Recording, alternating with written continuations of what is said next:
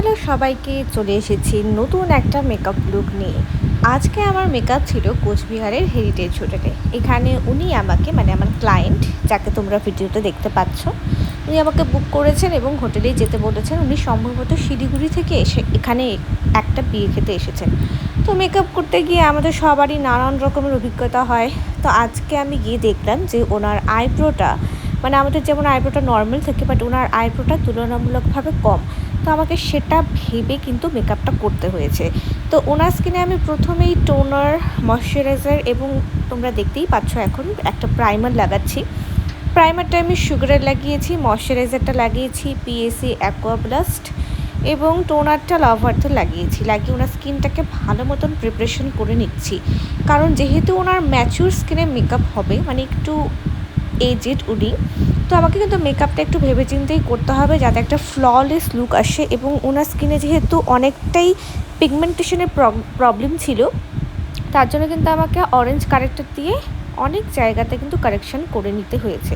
ভিডিওতে তোমরা আশা করি দেখতেই পাচ্ছ আমি ওনার চোখের নিচে এবং গালে যে সমস্ত জায়গায় একটু একটু করে বিভিন্ন রকমের ডার্ক স্পট পেয়েছি, সব জায়গাগুলোতেই কিন্তু অরেঞ্জ কারেক্টারটা প্রথমে লাগিয়ে নিয়েছি। তো আজকে আমি কনসিলার প্যালেটটাই ইউজ করছি শপরেলের। তো এটা ওনার পার্টি মেকআপ ছিল আজকে এবং উনি একটু কিছু ওয়েস্টার্ন টাইপের লুক দিতে চাইছিলেন। তো ওনার শাড়ি টাড়ি এখনও কিছু পরা হয়নি। শাড়ি টাড়ি পরার পর তোমরা দেখতে পারবে যে how is her look final. তো অরেঞ্জ কারেক্টার দিয়ে খুব ভালো মতন কিন্তু আমি ওনার স্কিনটাকে কারেক্ট করে নিলাম। কারেক্ট করে নেওয়ার পর এরপরে ব্লেন্ডার দিয়ে ভালো মতন ব্লেন্ড করে নিচ্ছি। তো মেকআপ করতে গিয়ে তো আমাদের অনেক সময় অনেক অভিজ্ঞতার সম্মুখীন হতে হয়। তো আজকের অভিজ্ঞতাটা আমার কিন্তু একদমই অন্যরকম ছিল, কারণ এরকম আমি আজ পর্যন্ত কাউকে পাইনি যার আইব্রোটা এরকম ছিল না বা আমাকে এক্সট্রা করে আর্ট করতে হয়েছে, এরকম হয়নি। সো যাই হোক, অবশেষে ওনার লুকটা খুব ভালোই হয়েছে, তোমরা আস্তে আস্তে দেখতেই পারবে। তো এরপরে আমি পিএসি স্পটলাইটের ফাউন্ডেশনটা ওনার স্কিনে অ্যাপ্লাই করে নিচ্ছি। উনি সবসময় বলছিলেন আমাকে যে ওনার মেকআপটা যেন একদম পুরো স্কিনের সঙ্গে ম্যাচ করে যায়, একদম ন্যাচারাল লুক চাইছিলেন। এবং উনি কোনো কালার কারেকশন ওনার স্কিনটাকে একটু ব্রাইটও বা একটুখানি লো এরকম করতে বলেননি, যেটা ওনার স্কিনের সঙ্গে একদম ম্যাচ হয়ে যাবে সেরকমই কিন্তু মেকআপ করতে বলেছিলেন। তো সেই অনুযায়ী ফাউন্ডেশনটা আজকে আমি চুজ করেছি পিএসি স্পটলাইট, এবং শেডটা ওনার স্কিন টোনের একদম কাছাকাছি। এটা করে নিয়ে এবার ফাউন্ডেশনটা ওনার ফুল ফেসে ভালো মতন বেশ অ্যাপ্লাই করে নিয়েছি। তো প্রথমে হোয়াইটিশ লাগলেও পরে কিন্তু আস্তে আস্তে এটা ওনার স্কিনের সঙ্গে খুব সুন্দর করে ম্যাচ করে যায়।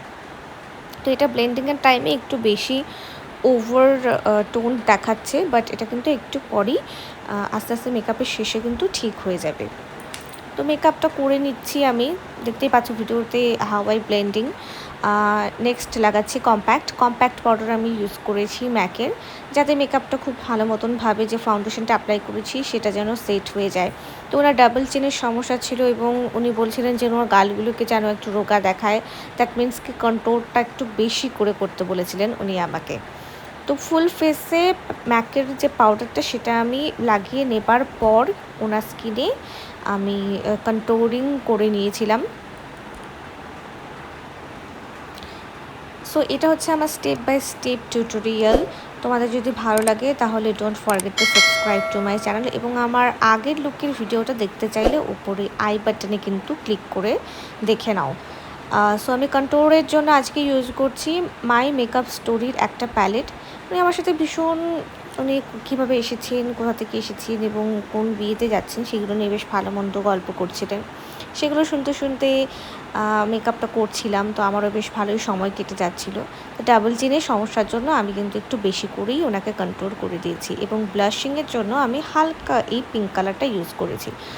আর ওনার নাকটা অলরেডি শেপেই ছিল, কিন্তু তবুও আমি একটু ভালো মতন করে কন্ট্রোল করে নিলাম যাতে একটু দেখতে সুন্দর লাগে। এরপরে মেকআপ রিভলিউশনের একটা বানানা পাউডার দিয়ে চোখের নিচে লাগিয়ে নিয়েছি। এরপর আইশ্যাডোর পালা। আইশ্যাডো লুকটা উনি ভেরি সিম্পল রাখতে বলেছিলেন যাতে ওভার পিগমেন্টেড বা ওভার কোনো কিছু না মনে হয়। তো আমি নিউট্রাল একটা আই কালার, লাইট পিঙ্ক এবং একটুখানি ব্রাউন কালারের শেড দিয়ে আমি করে নিয়েছি। জাস্ট দুটো কালারই ইউজ করেছি এবং মাঝখানে একটা baby pink shimmer eyeshadow use করেছি।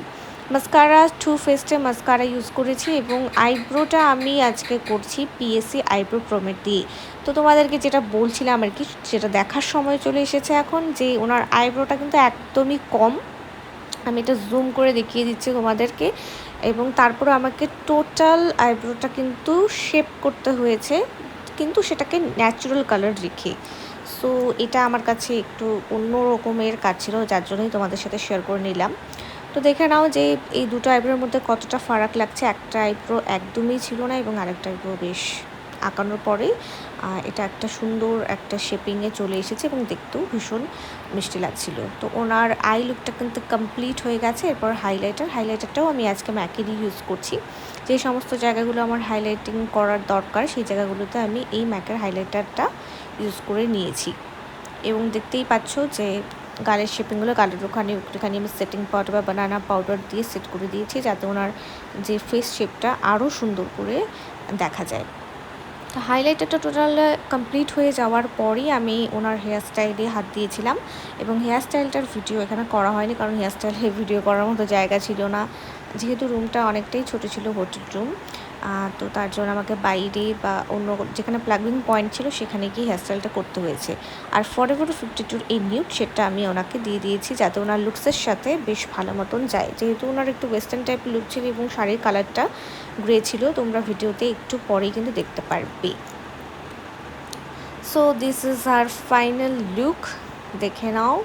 এবং তোমাদের যদি ভালো লাগে তাহলে কিন্তু আমাকে কমেন্ট করে জানিও যে তোমাদের এই লুকটা ঠিক কেমন লাগলো, এবং আমার চ্যানেলটাকে একটুখানি সাবস্ক্রাইব করে দিও।